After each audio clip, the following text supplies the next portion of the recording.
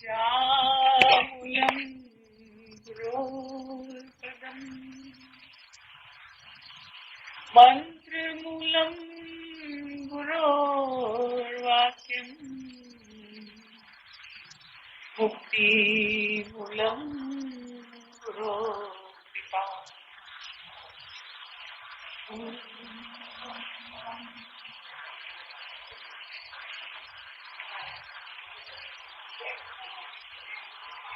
संत तुलसीदास ने कहा, भवानी शंकरो वंदे श्रद्धा विश्वास रूपिणः।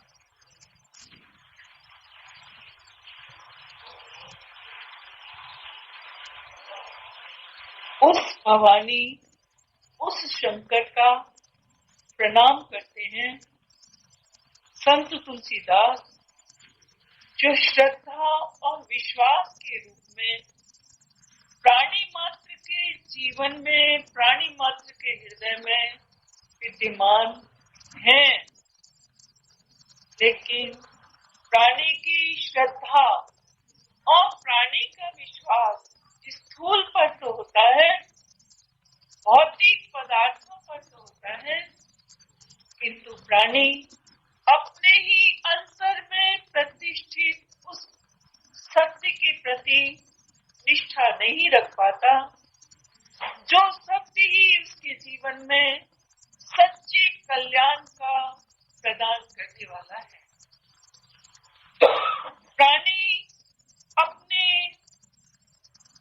उस थोड़े से धन पर और इस नश्वर तन पर तो श्रद्धा रख लेता है कि शरीर नहीं होगा तो हम धर्म कैसे करेंगे, और शरीर नहीं होगा तो कल्याण कैसे होगा हमारा। इस पर तो श्रद्धा रख देता है, लेकिन इस बात पर श्रद्धा नहीं रख पाता कि राम ही को प्राप्त करने के लिए, भगवान को ही प्राप्त करने के लिए मुझे ये तन मिला है, साधन के रूप में मिला है। इसके द्वारा यदि मैं साधन को प्राप्त कर लूं तो मेरा वास्तव में ही ये मनुष्य तन प्राप्त करना सार्थक होगा। भगवान राम की और भगवान की लीला करने से पूर्व, रामचरितमानस लिखने से पूर्व संत तुलसीदास कहते हैं कि श्रद्धा के बिना और विश्वास के बिना मैं कैसे भगवान का चरित्र लिखूं। और हम भी यही विचार करते हैं कि यदि है सद्गुरु तेरे चरणों में हमें पूर्ण विश्वास नहीं, और यदि तेरी वाणी पर हमें पूरी श्रद्धा नहीं, तो हम वर्षों वर्षों तक सत्संग करते चले जाएंगे, लेकिन जिस शिव स्वरूप को, जिस शिव भाव को तुम प्राणी को देना चाहते हो, यदि प्राणी उस शिव भाव को ग्रहण न कर पाए तो फिर उसकी कमी है कि अभी उसने अपने अंदर की श्रद्धा को परिपक्व नहीं किया, उसने अपने अंदर के विश्वास को दृढ़ नहीं किया। जो श्रद्धा और विश्वास को दृढ़ कर लेता है उसी के जीवन में सच्चे शिव का दर्शन होता है, सच्चे शिव को वही प्राप्त कर पाता है। भजन बोला है अभी हमने कि अमृत गागर है भरी धरी। देवताओं को तो इस अमृत को प्राप्त करने के लिए समुद्र मंथन करना पड़ा था, और देवताओं को समुद्र मंथन करते हुए जब ये दिखलाई दिया कि जितना मथ रहे हैं समुद्र को, तो उसमें से विष निकल रहा है, और ऐसा विष निकल रहा है कि यदि उस विष को ग्रहण करने वाला कोई नहीं मिलेगा तो ये सारा संसार विष में हो जाएगा। कोई भी प्राणी, ना तो देवता और ना असुर और ना कोई भी देव इस लोक में रह पाएगा। ये देख रहे हैं जब देवासुर इस समुद्र को मंथित कर रहे हैं, और भगवान विष्णु कहते हैं भगवान शंकर से कि इस विष को कौन पान करेगा, तो शिव कहते हैं कि इस विष को पान करने करने वाला कोई और नहीं है इस संसार में, केवल मैं ही। और विष को इस प्रकार पान करते हैं कि केवल गले तक ही वो विष जाता है, वो विष उनके हृदय तक नहीं पहुंच पाता। अभी वाणी में हमने सुना कि जो गले तक तो विष को रोक वार्ता गले तक तो जाती है, लेकिन जिसके गले से नीचे नहीं उतरती, वास्तव में वही शिव है। क्यों? तो हमने ये देखा कि समुद्र मंथन करके सबसे पहले विष निकला,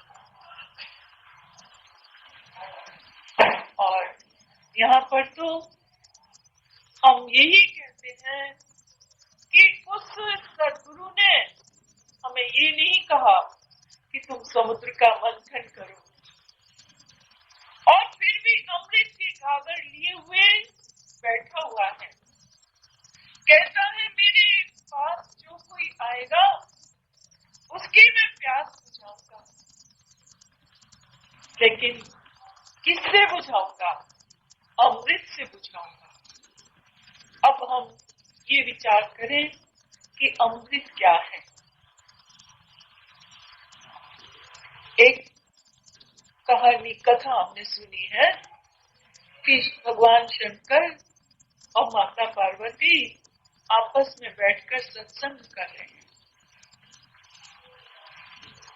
पार्वती कह रही है कि भगवान मुझे कोई ऐसा रहस्य बतलाओ जिससे संसार में कभी भी मृत्यु ना आए, संसार के सारे क्लेशों का और सारे दुखों का अंत हो जाए। भगवान शंकर अमर गाथा सुनाते हैं, पार्वती को नींद आ जाती है, वो उस गाथा को नहीं सुन पाती।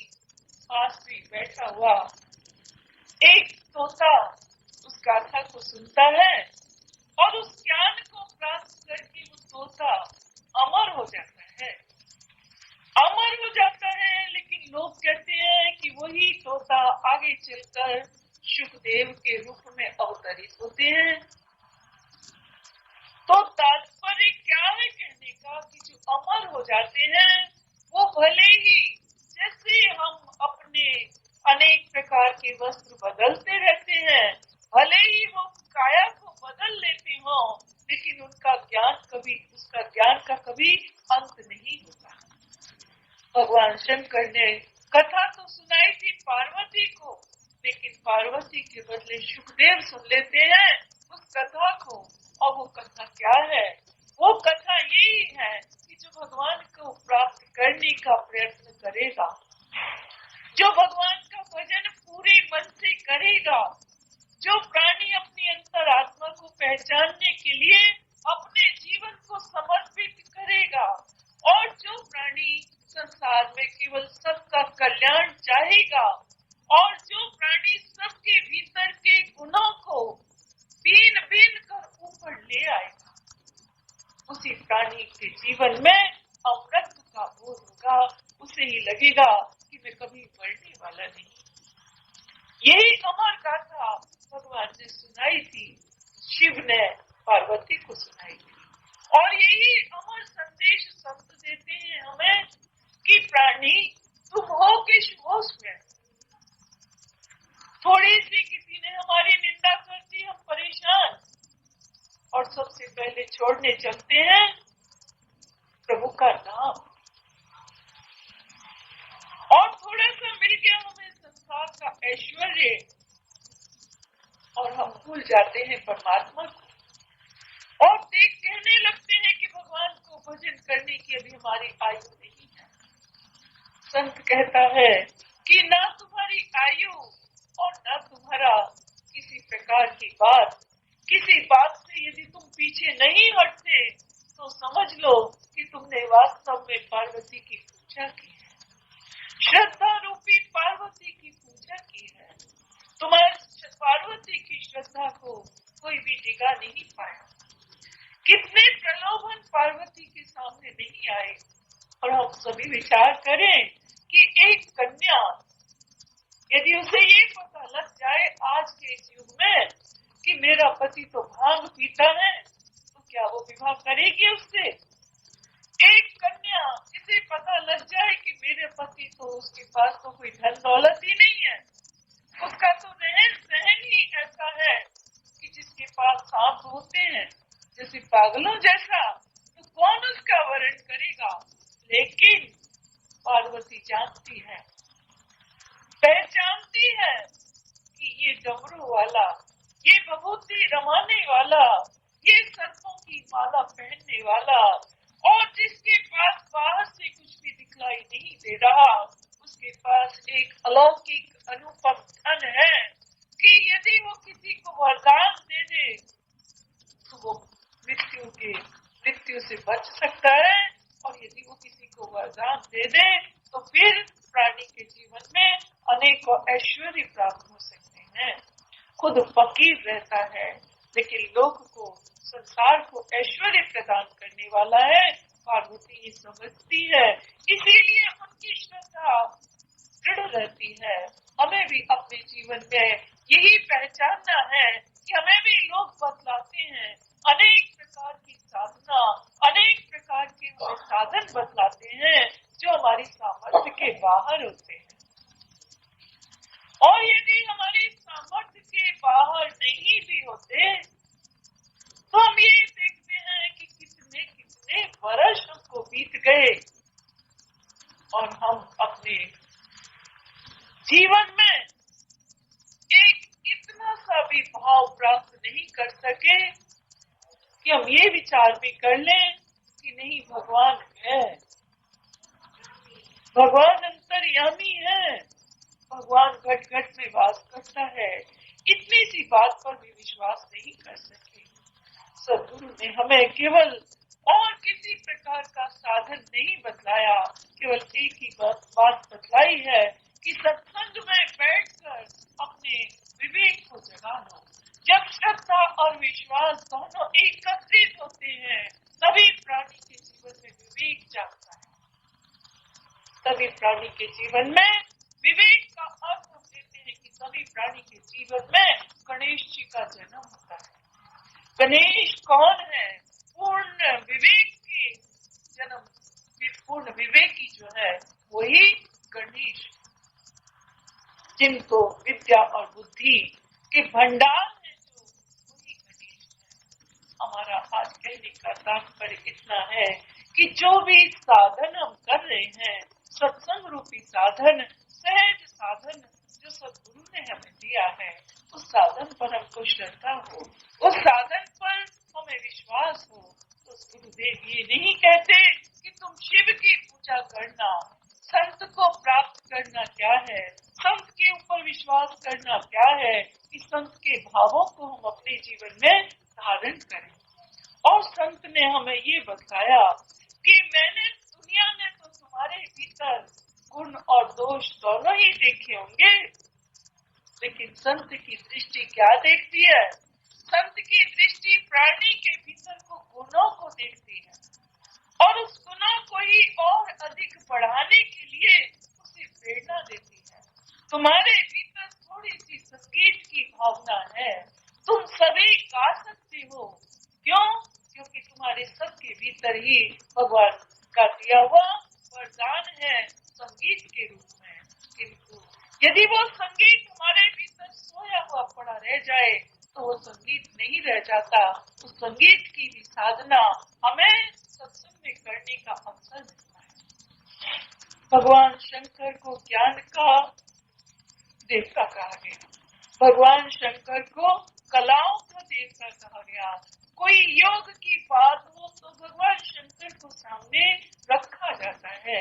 हमारे मन में आता है कि हर बात में शिव क्यों, हर बात में शिव क्यों?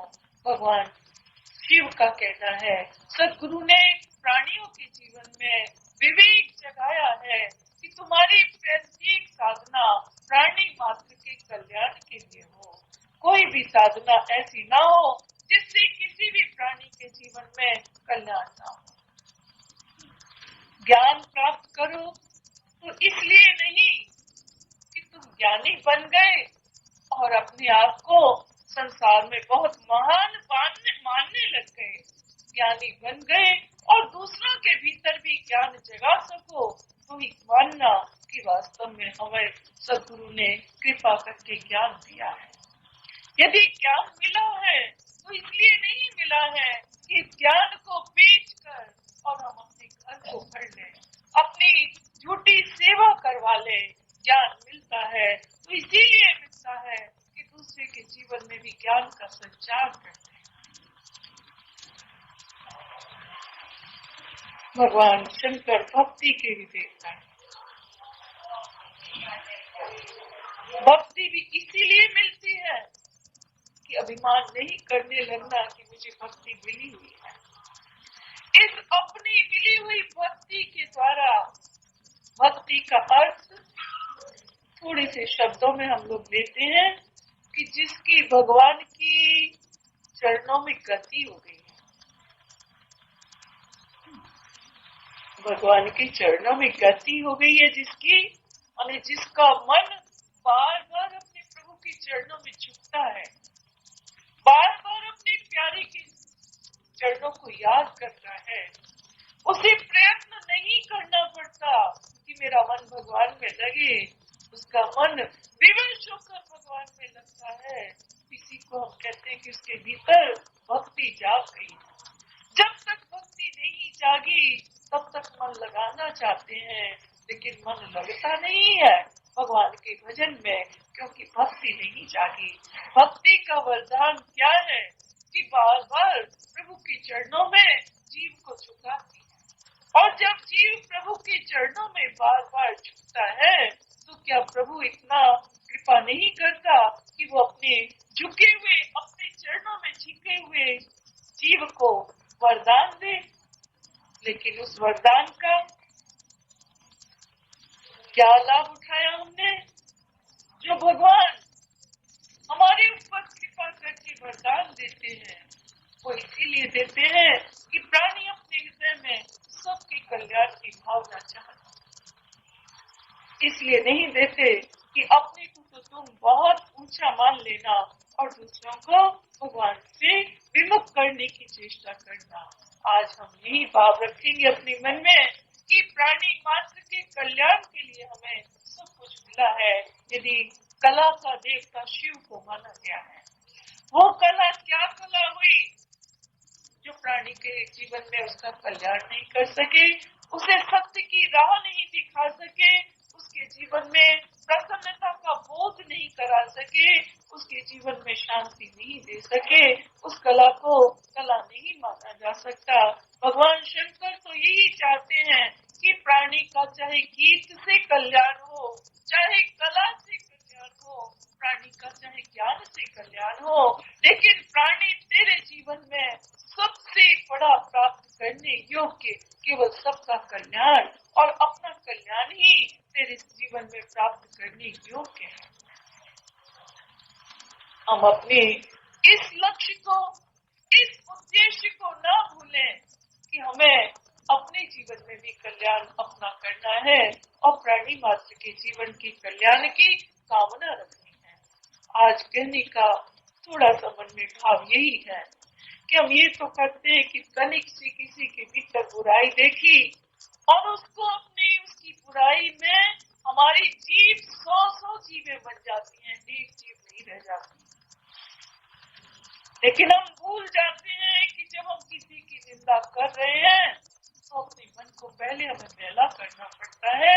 जब किसी की निंदा करते हैं तो उससे पहले हमें अपनी दृष्टि को मैली करना पड़ता है, और जब हम निंदा करते हैं तो दूसरे के कानों को मैला कर रहे हैं और दूसरे के हृदय में विष घोल रहे हैं।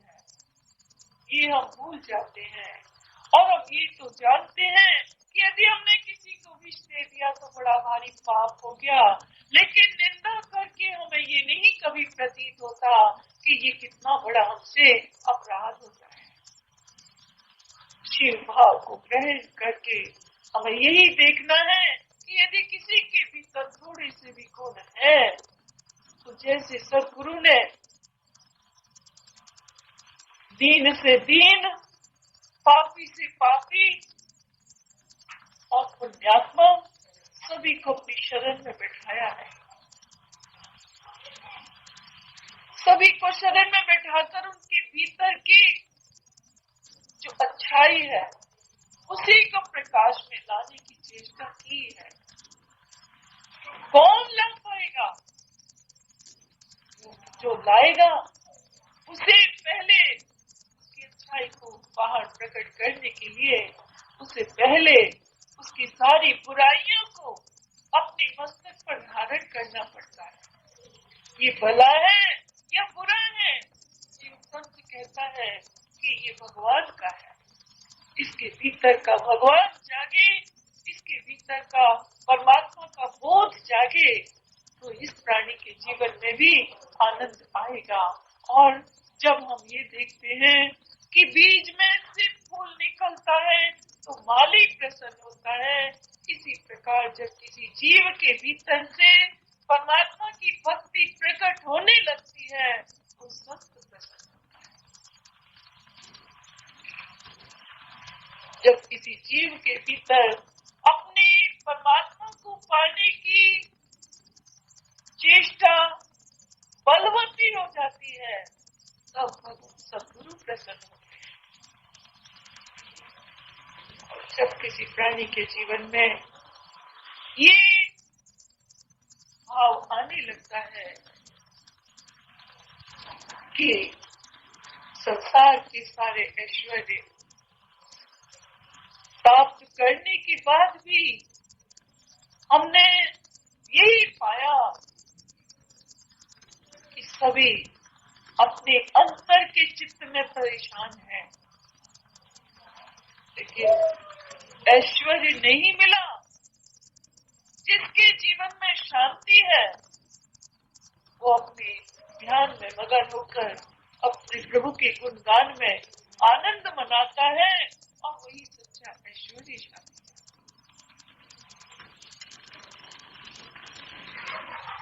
अमृत पीने का भाव आज हम यही लेंगे कि हमें प्रभु के नाम में पूरी श्रद्धा हो। अमृत पीने का भाव हम यही रखेंगे कि सद्गुरु के वाणी पर हमें पूर्ण विश्वास हो। और अमृत पीने का भाव हम यही रखेंगे कि जिसने भी सद्गुरु का दर्शन किया उसे अपने जीवन को सद्गुणों से विभूषित करना है। भगवान शंकर स्वयं तो गले में सर्पों की माला पहनते हैं, लेकिन किसी और को सर्पों की माला पहनने की प्रेरणा नहीं देते।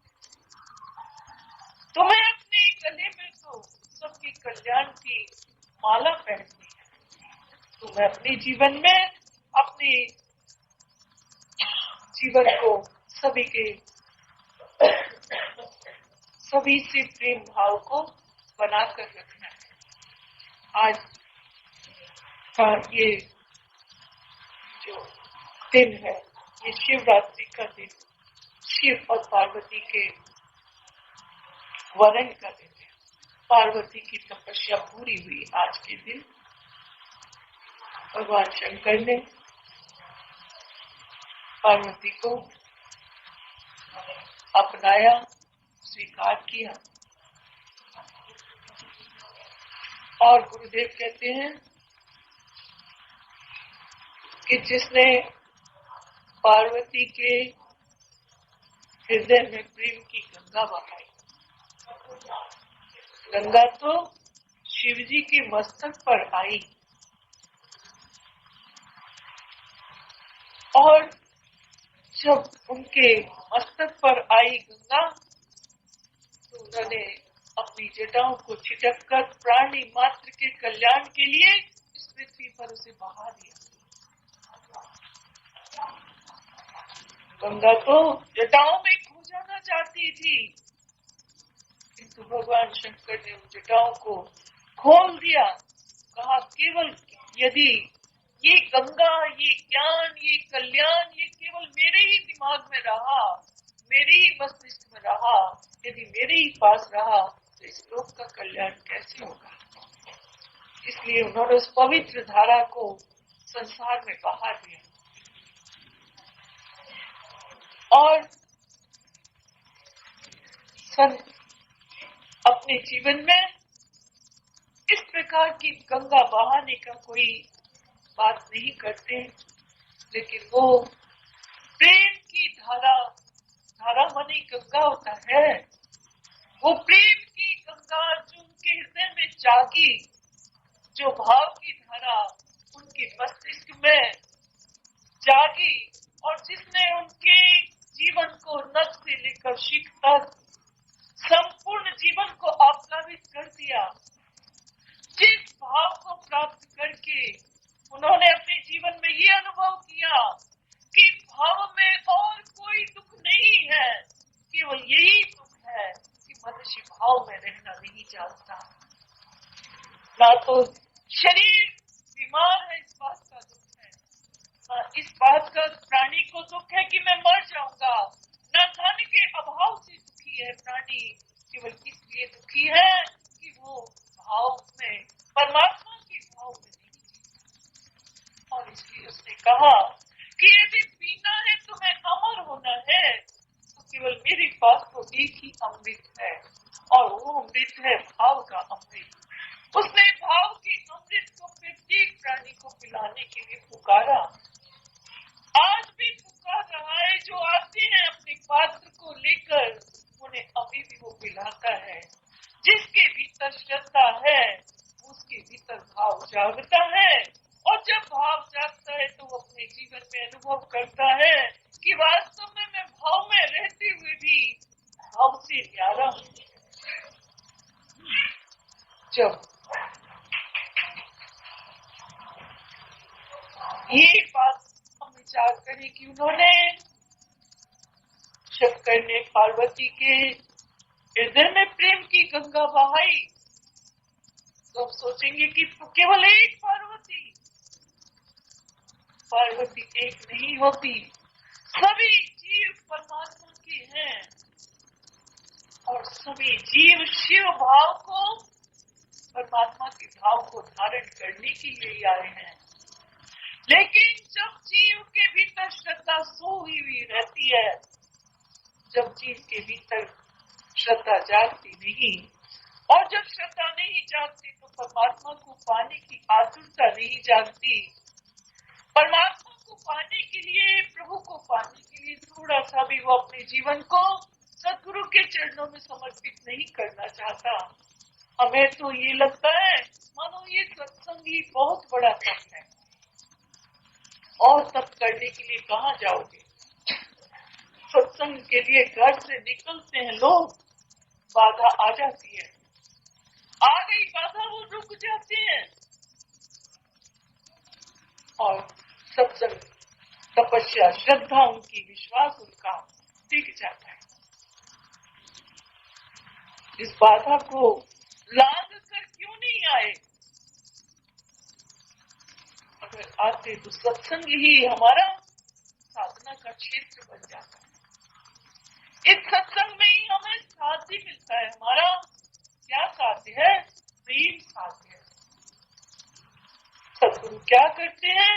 जो सत्संग में निष्ठा पूर्वक बैठता है, हर प्रकार की परेशानियों से ऊपर उठकर, चाहे वो तन की हो, चाहे जन की हो, और चाहे मन की हो, हर प्रकार की परेशानी को छोड़कर जो निरंतर सत्संग का सेवन करता है, उसके हृदय में सद्गुरु प्रेम की गंगा बहाते हैं, भाव की धारा बहाते हैं, उस जीव को अपनाते हैं और कहते हैं कि तेरे भीतर अब ज्ञान प्राप्त करने में कोई कमी नहीं रह गई। जिसे प्रेम का अनुभव हुआ है, जिसे भाव का अनुभव हुआ है, ज्ञान उसी को मिला है, उसी ने जाना है कि इस जीवन में यदि सत्य है तो केवल परमात्मा है, और यदि परमात्मा कहीं और खोजने के लिए जाऊं तो मुझे परमात्मा मिलेगा या केवल कष्ट मिलेगा नहीं मालूम। लेकिन सद्गुरु तुम्हारी कृपा से तुम्हारे चरणों में बैठकर सत्संग में यदि मैं खोजता हूँ तो मुझे जब तुम्हारे प्रेम की धारा मेरे मन में बहती है, भगवान को मिलने का एक आश्वासन मिलता है कि आज प्रेम है, आज लगन है, आज भगवान का नाम लेकर हम मगन हो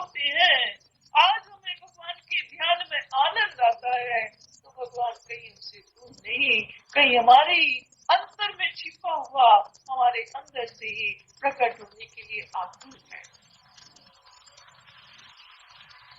कोई भी कोयला यदि अग्नि का संग पाता है तो कोयला अंगारा बन जाता है, और कोई भी जीव यदि सद्गुरु की कृपा से सत्संग का अवसर प्राप्त करता है और संतों का संग पाता है तो उसके जीवन में भी भगवान ही प्रकट होता है, वो भी संत ही बन जाता है। अपने जीवन को संत बनाना है, संत के गुणों को धारण करके बनाना है। संत ये नहीं चाहता कि तुम केवल मेरी आरती वैसे ही उतारते रहना जैसे अभी तक और देवों की उतारते रहे थे। देवता तो तुम्हारे भीतर दिव्य भाव देना चाहता है। अपने उस दिव्य भाव को धारण करना सरल नहीं है।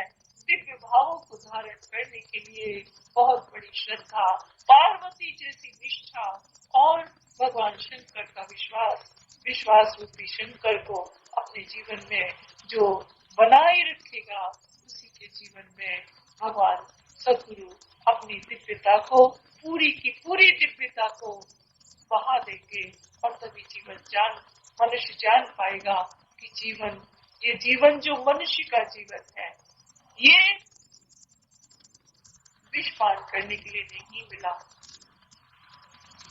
ये सत्संग का जो अवसर है ये तुम्हें कोई बहुत बड़े बड़े कर्म बताने के लिए नहीं मिला। सत्संग से सहज साधन और क्या होगा। सत्संग रूपी साधन को लेकर अमृत का पान करो और अपने जीवन का श्रृंगार सद्गुरु के भावों से करते हुए अपने मानव जीवन को दिव्य बनाओ। और ये देवताओं से भी ऊपर है जो भाव, उस भाव को धारण करो। और वो भाव केवल सत्य है, वो भाव केवल शिव है।